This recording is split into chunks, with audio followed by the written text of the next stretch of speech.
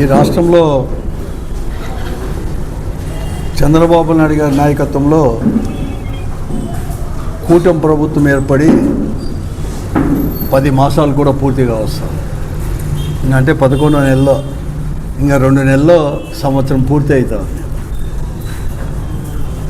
చంద్రబాబు గారి నాయకత్వంలో ఈ కూటమి పార్టీలన్నీ కూడా తెలుగుదేశం కావచ్చు, బీజేపీ కావచ్చు, జనసేన పార్టీలన్నీ కూడా హామీలతో పాటు ప్రత్యేకంగా సూపర్ 6 హామీలు కూడా ఇవ్వడం జరిగింది. పెన్షన్ల పెంపు, జగన్మోహన్ రెడ్డి గారి యొక్క ప్రభుత్వం ఇస్తున్న 3,000 పెన్షన్ 4,000 చేస్తామని చెప్తూనే అంతకంటే కూడా జగన్మోహన్ రెడ్డి గారు ఇచ్చిన ప్రభుత్వం కంటే కూడా ఎక్కువ సంక్షేమ కార్యక్రమాలు, ఎక్కువ డబ్బు కూడా ప్రజలకు ఇస్తామని చెప్పి సూపర్ 6 అనే హామీలు ఇవన్నీ కూడా ఇవ్వడం జరిగింది. ఈ 10 నెలల్లో సూపర్ 6 హామీలో పూర్తిగా కాకపోయినా కొద్దో గొప్ప ఒక గ్యాస్ కనెక్షన్, ఉచిత గ్యాస్ కనెక్షన్లు తప్ప సూపర్ 6లో ఒక్క హామీ కూడా నెరవేర్చిన పాపాన పోలేదు ఈ ప్రభుత్వం ఈ 10 నెలల్లో. కానీ ఈరోజు ఒక ప్రచార ఆర్భాటం, ప్రతి నెల ఏ సమస్య వచ్చినప్పుడు లేకపోతే ప్రతి నెల ప్రజలను వచ్చి డైవర్ట్ చేయడానికి ఒక ప్రచార ఆర్భాటం, దానికి తగిన విధంగా కూడా వేదికలు చేసుకోవడం, చెప్పిన అబద్ధాలు చెప్పుకోకుండా కేవలం ఈరోజు జగన్మోహన్ రెడ్డి గారు కానీ వైఎస్ఆర్ కాంగ్రెస్ పార్టీ ప్రభుత్వం లేకుండా ఈ రాష్ట్రంలో 10 నెలలు అయిపోయినా, అంటే దాదాపుగా వారికి ఇచ్చిన టైంలో 1/5 భాగం అయిపోయింది మాత్రమే ప్రచారం చేసుకుంటూ కుట్రలు పన్నుతూ ముందుకు పోతున్నాడు తప్ప ఈ రాష్ట్ర అభివృద్ధి విషయంలో కానీ లేకపోతే జిల్లా అభివృద్ధి, అనంతపురం జిల్లా అభివృద్ధి కావచ్చు, ఉమ్మడి జిల్లా అభివృద్ధి కావచ్చు, ఎక్కడ కానీ ఎక్కడ ఒక అడుగు కూడా ముందుకు పడిన వైనం కూడా. సంక్షేమ కార్యక్రమాలు అంటే అవి కూడా ఏం చేయలేకపోయాడు. గ్యాస్ కూడా అరకొరగానే పూర్తిగా ఏదైతే చెప్పాడో అది కూడా పూర్తిగా ఇవ్వలేకపోయాడు ఎక్కడ కానీ. దాంట్లో ఒకటి చేయడం జరిగింది. కానీ ఈరోజు కొత్త పదాలు, అదేదో పాత సీసాలో కొత్త సారాలను పెట్టినట్లుగా కేవలం కొత్త పేర్లతో ఈరోజు ప్రజల ముందుకు వచ్చి ప్రజలను మొబ్బపెట్టాలనే ఒక ప్రయత్నం ఈ రాష్ట్రంలో 10 నెలల నుంచి కూడా జరుగుతుంది. నిన్న కూడా ఉగాది పర్వదినాన కొత్త పదానికి P4 అనేది అదేదో కొత్తగా చేసుకున్నట్టు కూడా గతంలో కూడా ఉంది. కార్పొరేట్ సంస్థలు, ధనవంతులు దత్తుకు తీసుకోవడము, తర్వాత వాలంటీర్ ఆర్గనైజేషన్ దత్తుకు తీసుకోవడము, ఇదంతా కొత్తగా వచ్చింది ఏం కాదు.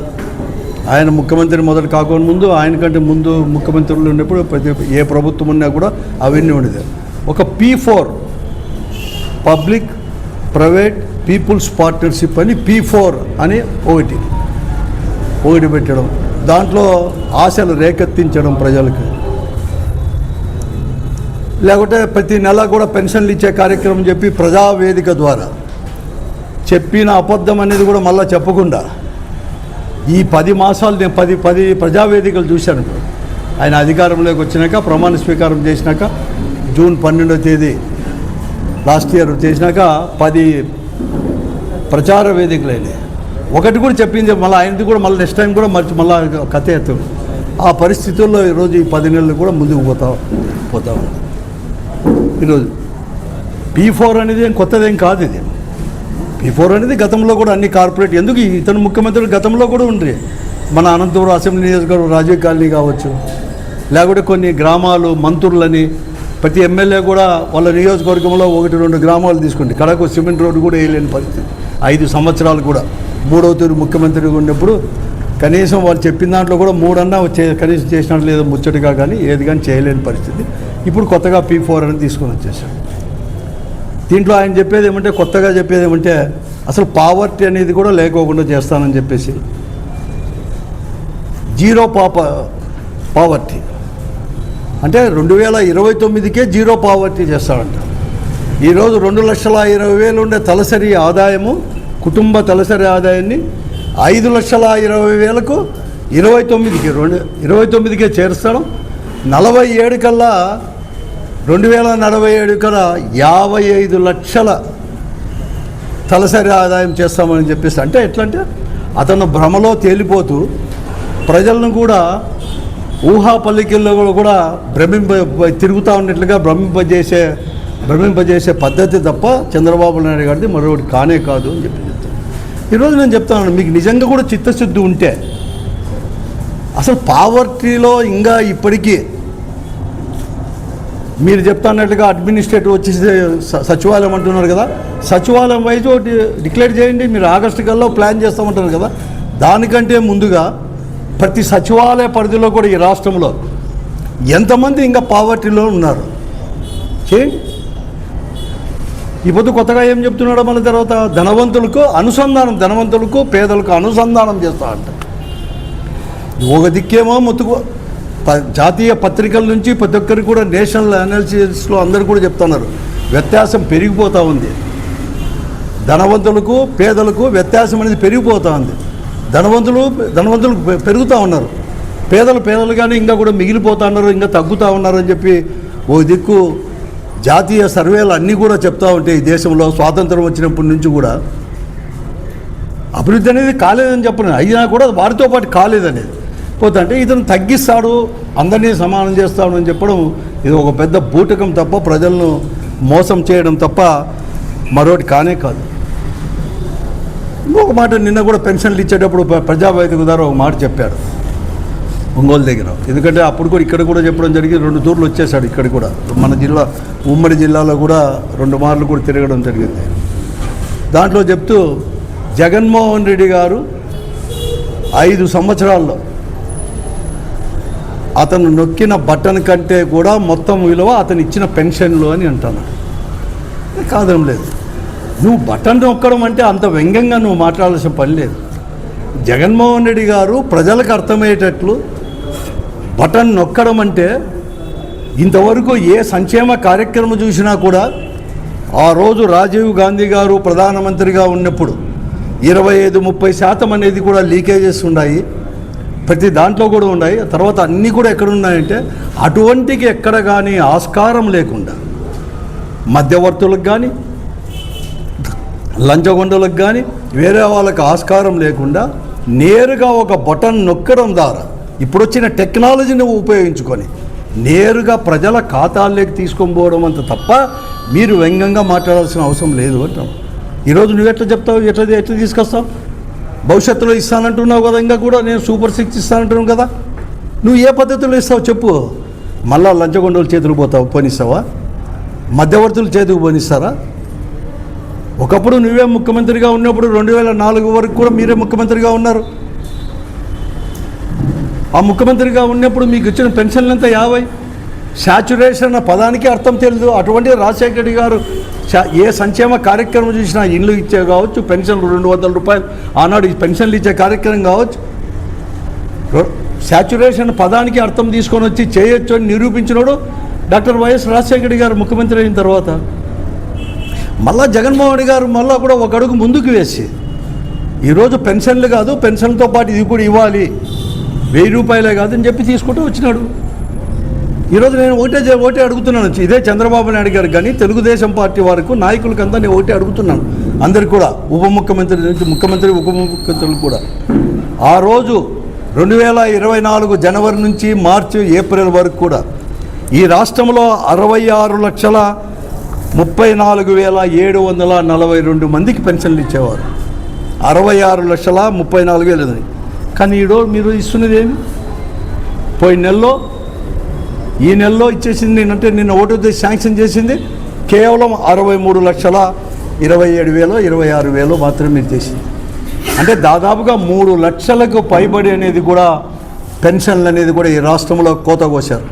అంతెందుకు జిల్లా కేంద్రం మీడే తీసుకోండి, మేమే జగన్మోహన్ గారు ముఖ్యమంత్రిగా ఉన్నప్పుడు 24 జనవరి ఫిబ్రవరి మార్చి ఏప్రిల్లో కూడా 23,662 ఏమో ఇస్తుంటే నిన్న శాంక్షన్ అయింది ఇక్కడ కేవలం 22,561.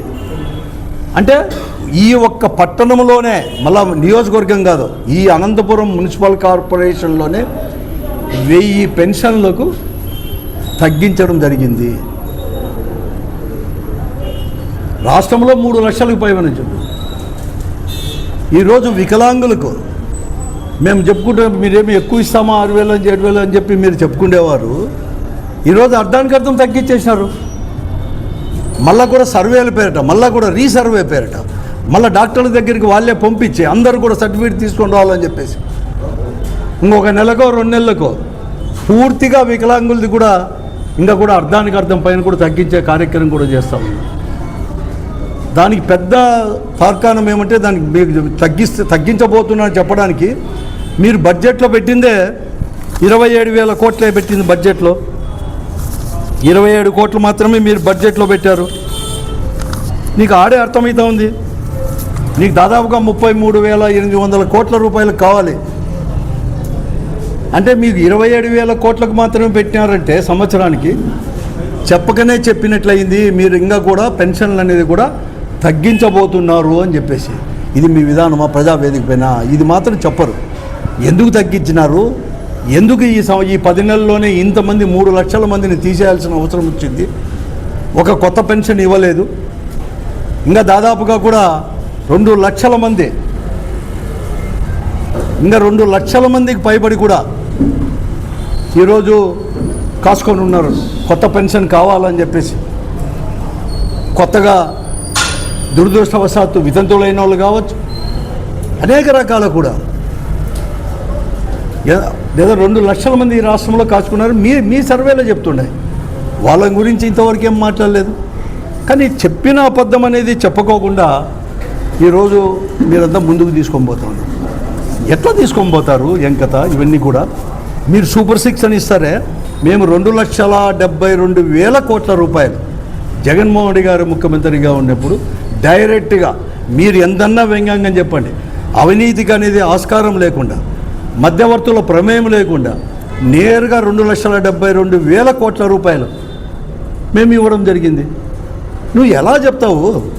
ఒక ముఖ్యమంత్రి స్థానంలో ఉండి అంతమందిగా ఏమాత్రం బెనుకు తనకి లేకుండా అన్ని అబద్ధాలు చెప్పేది ఒక ముఖ్యమంత్రిగా ఉండి, మీరు బటన్ నొక్కిన దానికంటే నా పెన్షన్లు ఎక్కువ అంటారు. మీరు చెప్పిన సూపర్ 6 హామీలు ఎక్కువ ఇస్తాను జగన్మోహన్ చాలా స్పష్టంగా చెప్పడం జరిగింది. ఈ రాప్తాల్లోనే చెప్పడం జరిగింది, నేను ఇప్పుడు ఇస్తున్న సంక్షేమ పథకాల కంటే కూడా నేను ఎక్కువ ఇవ్వలేను, రాష్ట్ర ఆర్థిక పరిస్థితి అన్నీ కూడా పెట్టి అని చెప్పడం జరిగింది. కానీ మీరు చెప్పారు కదా అంతకంటే ఎక్కువ ఇస్తామని చెప్పేసి, ఎందుకు ఇవ్వలేదు? ఈ పొద్దు అమ్మఒడి ఓ సంవత్సరం ఎగరగొడుతుంది, తల్లికి 100 పేరు మాత్రం పెడుతుంది, ఓ సంవత్సరం అయిపోయింది, నెక్స్ట్ మే అంటారు. అసలు మేలో సాధ్యమా అని అడుగుతాను. 3 నెలల నుంచి చెప్తాను, మేలో సాధ్యమా? జూన్లో ఎప్పుడో స్కూళ్ళు తెరుస్తారు. నీకు ఎంతమంది ఉన్నారు, ఏ స్కూల్లో చదువుతున్నారు, ప్రైవేట్ స్కూల్లా లేకపోతే ఈ స్కూల్లా, కొత్తగా ఎంతమంది చేరుతూ ఉన్నారు, ఏ స్కూల్ మారుతున్నారు? నీ దగ్గర లెక్క వచ్చేది ఎప్పుడు? ప్రారంభమైనాక ఒక 15 రోజులకో నెలకు అయితే మీ దగ్గరకు వస్తాయి. అంటే నువ్వు మరొక మారు అబద్ధాలు చెప్పడం అంటే ప్రజలకు ఏదో ఒకటి దాటవేసేదోటి. తల్లికి 100 లేదు, నువ్వు ఎక్కడ కానీ ఒక్క సంక్షేమ పథకమైన ఏమని చెప్పినా ఇంతవరకు ఇచ్చినారా?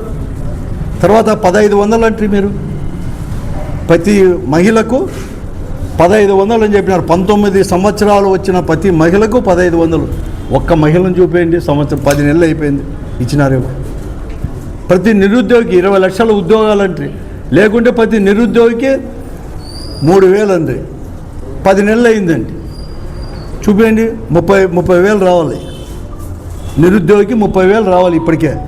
కనీసం 3,000 ఇచ్చినారా ఎవరైనా ఒక నిరుద్యోగికి ఈ రాష్ట్రంలో 10 నెలల్లో? ఎస్సీ ఎస్టీ బీసీ మైనారిటీలకి 50 ఏళ్ళ నుంచి 59 ఏళ్ళకు పెన్షన్ ఇస్తానంటే ఎంతమంది ఉన్నారు? నాకు తెలిసినంతవరకు ఈ రాష్ట్రంలో ఎస్సీ ఎస్టీ బీసీ మైనారిటీలు పెన్షన్లకు నీ ప్రకారం 50 సంవత్సరాల నుంచి 59 సంవత్సరాలకు వస్తే దాదాపుగా 17 లక్షల నుంచి 20 లక్షల మంది ఈరోజు అందరూ కూడా ఉన్నారు. అర్హత ఉండే వాళ్ళందరూ కూడా కలిసి ఉన్నారు ఈ రాష్ట్రంలో. ఇది వాళ్ళందరికీ ఇది 4,000 రూపాయలు ఇస్తామని చెప్పినా కూడా వాళ్ళందరికీ కూడా ఎస్సీ ఎస్టీ బీసీ మైనార్టీలకి వాళ్ళు ఓట్లు తీసుకొని ఈరోజు ఉన్నారే, తిరుగులేని మెజార్టీతో ఈరోజు శాసనసభలో ఉన్నావే. చెప్పుకోవడానికి మాత్రమేనా ఆ మెజార్టీ? ఇవన్నీ లేదా? ప్రజావేదిక పైన దీనిపైన మాట్లాడండి. నువ్వు ఎలా పోతున్నావు? కనీసం నీ దగ్గర ఒక సంఖ్య లేదే.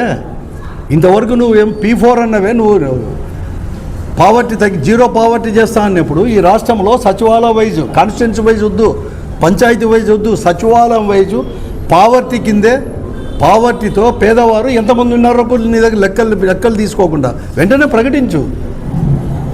నువ్వు స్టాటిస్టిక్స్ చెప్పుకుంటూ పోతే ఎన్ని రోజులని మోసం చేస్తావు? ఇదే పరిస్థితి.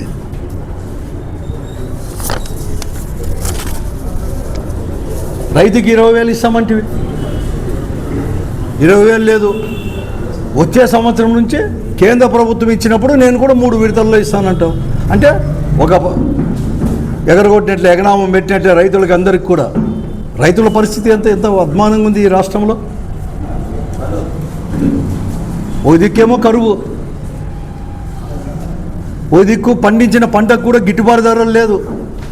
పోతే పని ప్రజలకన్నా కానీ ఏదైతే రైతుల దగ్గర నుంచి కూడా ఆ రేట్లకి ఇస్తామంటే అసలు నిత్యావసర దీంట్లో సరుకుల దగ్గర నుంచి కాయగూరల వరకు, పండ్ల వరకు కూడా విపరీతమైన రేట్లు మార్కెట్లో.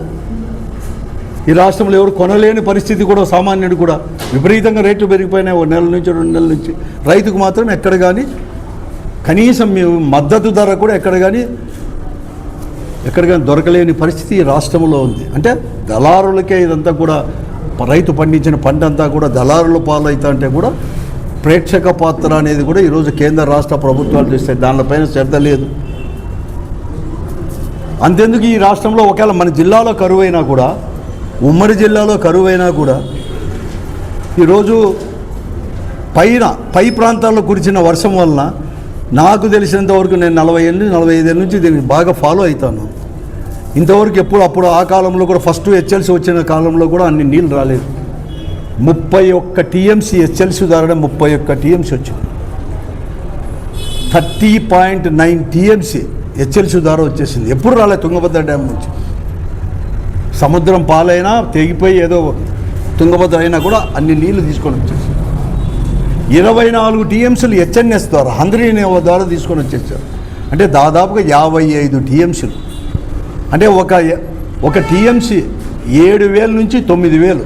అంటే బాగా అన్ని లైనింగ్ బాగుంటే 9,000 ఎకరాలకు రావాలి ఒక టీఎంసీ. సరిగా లేకపోయినా కూడా 7,000 నుంచి 8,000 వరకు రావాలి. దాదాపుగా 3.5 లక్షల నుంచి 4.5 లక్షల ఎకరాలకు ఇరిగేషన్ ఇవ్వాల్సిన వాళ్ళు